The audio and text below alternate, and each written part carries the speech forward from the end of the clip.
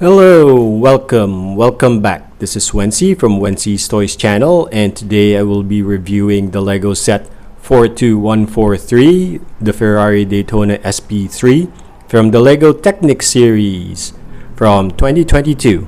So let's get right to it. Oh, and before I forget, if you enjoyed this video, please hit the thumbs up button and please consider subscribing, as a lot of my viewers have not yet subscribed to my channel, and it would help me a lot in bringing you more content like this in the future. Thank you very much. Okay, so this is the finished model of the Lego 42143, the Ferrari Daytona SP3. I like that they included this plaque here that is printed. It's not a sticker, as you can see. It has a simple stand, and yeah, that's very great because this set looks very cool, right? It is definitely going to be a display piece in your Lego collection. And yeah, it is fairly large. It's as big as if you have the Imperial Star Cruiser from the Mandalorian series. It's as long as that. And it has great details as well. There's not a lot of space, as a lot of Technic builds would have for supercars or for the race cars in that matter. So there's only a few spaces to have that hollowed out look for some of the details from the real car. And like I said, there is a lot of great detail here, and so let's take a look at them. Okay, so looking at this front grille of the Ferrari, and I've lifted it up because it lies really low to the ground.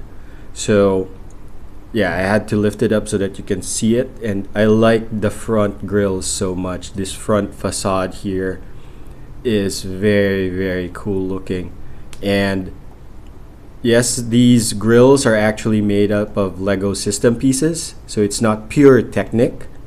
And of course they have this Ferrari logo here at the bottom, as well as a printed piece here for the Ferrari logo up top. And also these details here are printed as well.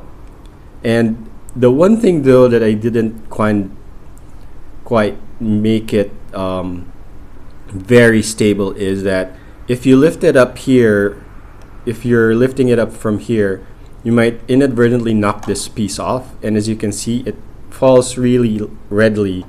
And that's because initially it only had this as the connector, and I had to put a little more stable piece here so that it can at least have a stopper there, or at least it will be easier to find when you do knock it off, because it's not really connected here. The Technic piece where you connect it is really small, so you have to really make sure that you don't handle it, or if you do knock it off, that you can easily find it. Unfortunately, it doesn't really stick that well, and it's not really stopped by the additional pieces that I put, because it doesn't lie flat on the bottom piece here, on the fin here. Okay, I like that there's only this hollowed look here for the hollowed out look that you see in the real car. So let's take a look at the front hood. So this is the front hood, and actually it's just a little nice. There's a lot of these wing pieces here, and it's nicely connected with Technic pins here, and that you can lift it up. And I like the fact that they added this stand here so that you can prop it up like that, and you can see the detailed insides here. Unfortunately, they didn't. This is supposed to be a compartment for your, probably for your luggage or your bags, but they didn't cover up the gear handling here, where you can get the steering gear here for the steering wheel. So when you move this is where you turn the front wheels at. But I like the fact that they added this as well. This is again a printed piece, so it is a numbered piece, I guess. So I guess this set is the 391,330th set for this Lego set. So that is a nice detail there, and you can see some of the suspension pieces there at the back, and very nice detailing here actually. So very cool. I just wish that they covered this up, but then again, then we wouldn't see how Technic pieces really work, which is a qualm that I'll talk about when we get to the back side. So let's see.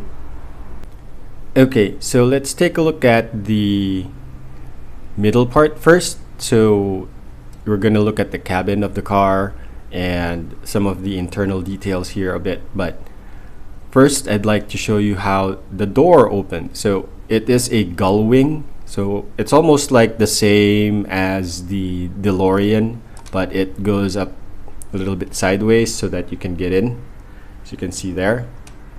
One thing though is that it might not close flush for sometimes, so you need to make sure that you press it a little bit long. So what I did was cover it with a towel so that some of the pieces would fall into place easily.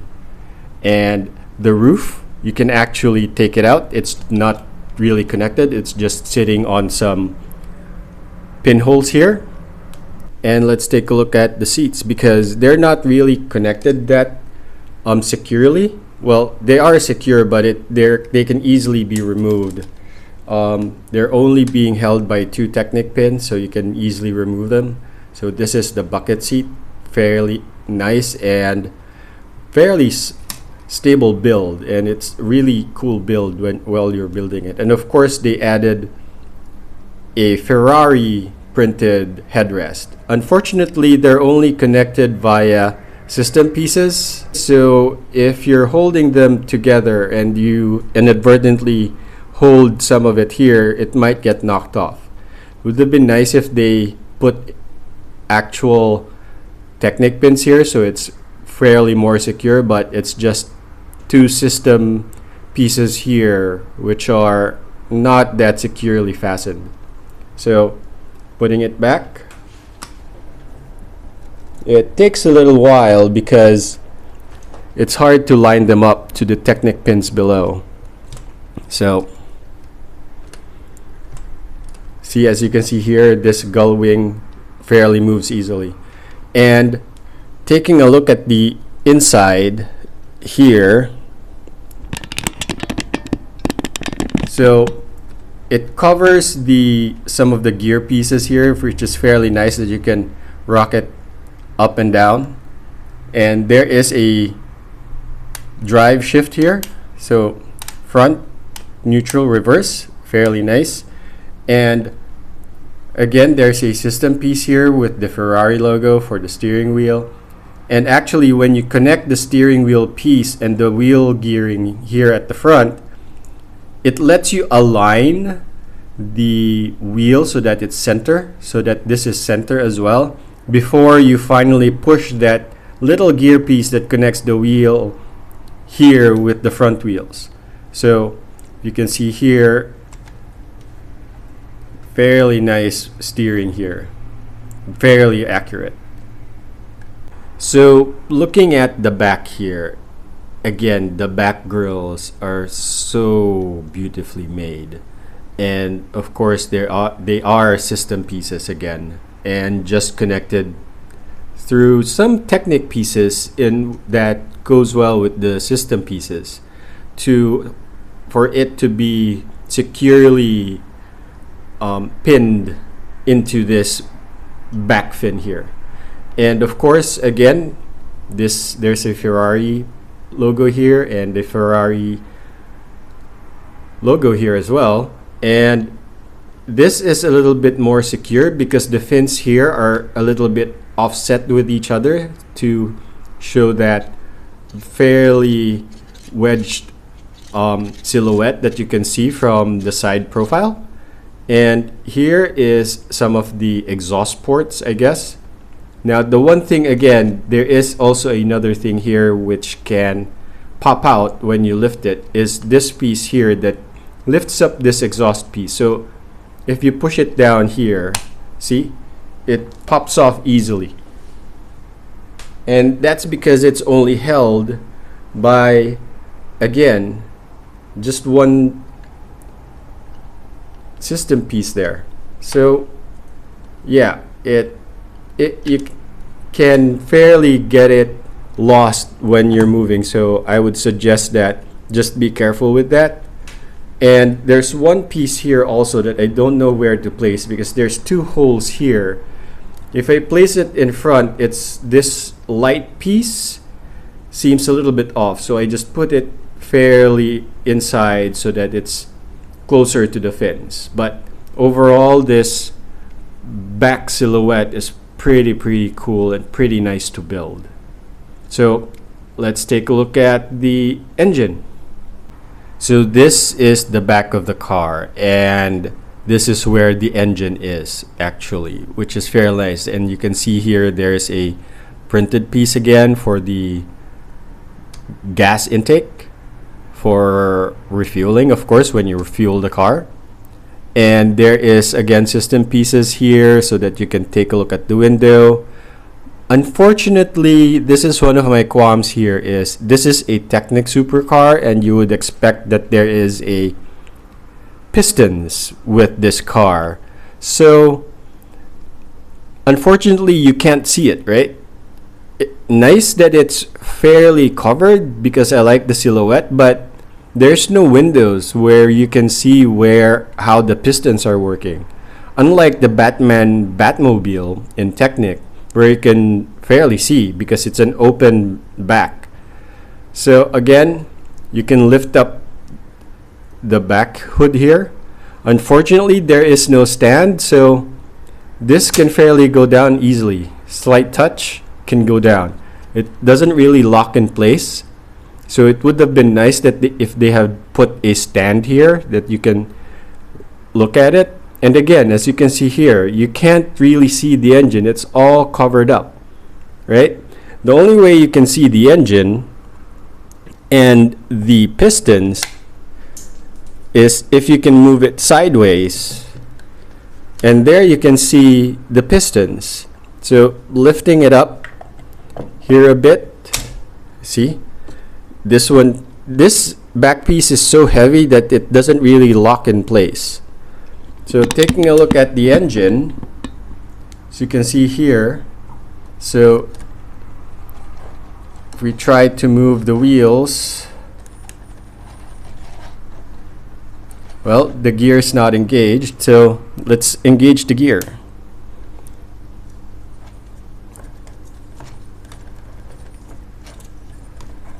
If you only turn one wheel, of course the other wheel will freewheel on the other side. So you need to roll them at the same direction to see that engine move.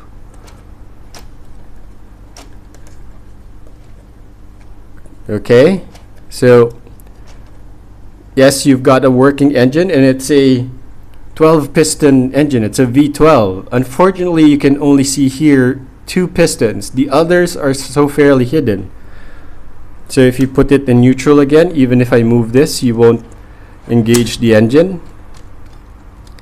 And this is fairly annoying that this keeps going down. Okay, put it in reverse. So if I move it forward, it still engages it. And if you move it in reverse, also engages it. So, and also there is a fairly nice gear system underneath that you can't really see. So let's try and take a look at it, and I'll have to put the car on the side. So let's look at it. Okay, so here is the gear system. The undercarriage is pretty well built, and it's fairly secure, and it's fairly tight. So I made a mistake for the paddle shift, and I had to basically disassemble a lot of the first half of this build again, and then that basically puts me back to like bag 1. So if you're gonna buy this set and you're gonna be building it, then make sure you follow the instructions and look at it twice or even thrice just to make sure that you've got it correct, because some of the pictures from the instructions don't sometimes clearly see the orientation of some of the pieces that you need to build. So again, here is the gear system, and there's a paddle shift here. So I'm not gonna engage first. As you can see, if you turn the one of the wheels, and again, as you can see here, it lies fairly flat, as you can see. So it's pretty nice that you can fairly put it flat on its side after you take out one of the side mirrors, and you can see the whole gearbox, as you can see here.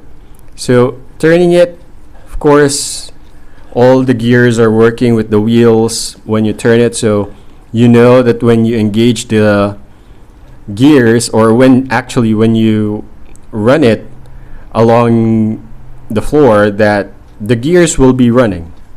Okay, and there is a paddle shift. So here is the gear system here. So it is, the real car is a 10-speed car. So if you do the paddle shift here, there is paddle shift with the, that you can see with the steering column, and this will engage, and it's 10 speed. See?